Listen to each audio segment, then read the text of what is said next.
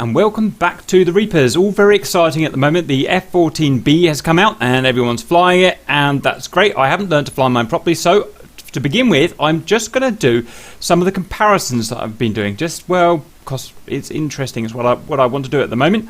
So the first test we're going to do is acceleration. We're going to do a low level acceleration, then we're going to do a high level acceleration at 15,000 feet.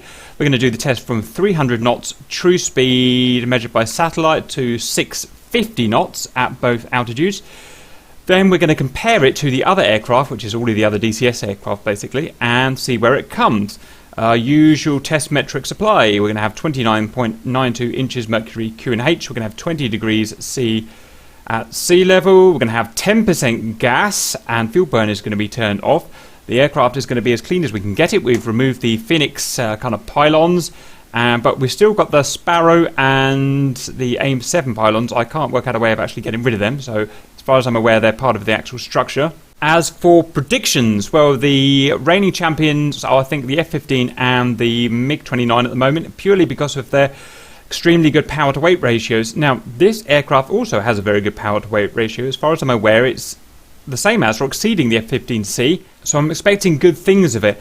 Now, regards drag, it's going to be a bigger, heavier aircraft, and it is going to create more drag, obviously, and that is going to slow it down at the upper end of the speed. However, that said, it does have wings that will fold back automatically kind of above 400, 500 knots, and that's going to give it a boost in drag. So, honestly, I really don't know with this one. I think it's going to be contending with the top guys for acceleration. However, I'm often wrong, so we'll have to see. We'll just get on with it. So let's do it. I'm paused. I'm going to slow down. Let's turn that off because that's going to drive us nuts. Slow down to 250, and off we go.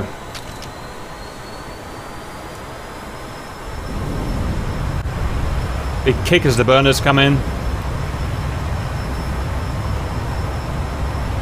It feels very much like the Viggen, this does to me. With regards to speed, it feels about the same as a Mirage 2000. Certainly doesn't feel as fast as an F-15, but that may just be how I'm detecting it. Okay, that's that done. Next, I'm going to climb up to 15,000 and we'll do that again. Okay, we're up at altitude now, so my only job really is to try and keep this nose down because it's going to want to rise as soon as we get on the burner, so just reduce a bit more speed. I think that'll do. It's full power.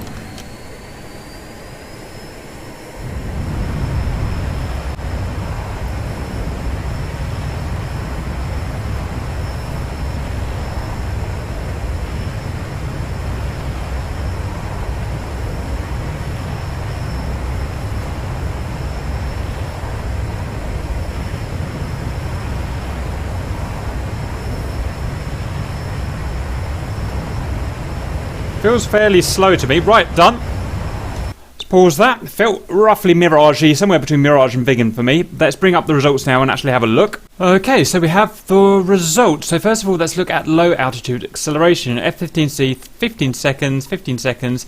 Massive jump in performance then back to the FA-18C, 18.5 seconds. And the F-14, surprisingly low there. I really thought that would be in the 15 or 16 seconds. But we're right up here, 19.5 seconds between SU-33 and SU-27. By the way, if you're wondering why SU-33 is faster than the SU-27, it's because we're using special afterburner mode for the SU-23, which gives it a massive whomp of power down on the deck. So, to be honest, quite disappointed there. The figures don't seem to match up with how it's performed down there. So, I don't know. What do you guys think is the reason for that? Have I got my figures wrong? Have I missed something there? Is it just too draggy when the wings are out? Really don't know. Certainly nothing to do with engine spool, because the engines are spooled up by the time the test starts. Optimization, low level, high level optimization, not sure. So that's one to have a think about. Then we jump over to high altitude, and we're a bit better now. We're into 4th place, smidgen behind the MiG-29. Still a bit disappointing that we're 2.5 seconds off the F-15C though. And we're just ahead of the F-18, so it seems to be certainly more optimised for high-level flight than low-level flight, but still quite disappointing, to be honest. I really thought it was going to be out there. I'm biased, though. I mean, as a kid, I was swinging around models of F-14s, and I always thought they were the kings of the sky because of, you know, just how cool they looked. And so I really hoped forward it was going to be at the top there. So that's interesting, and that's, I don't know, some talking points. If you guys want to, what do you think of that? I think it's quite interesting. But anyway, that's acceleration's done. Next we'll start with the top speeds.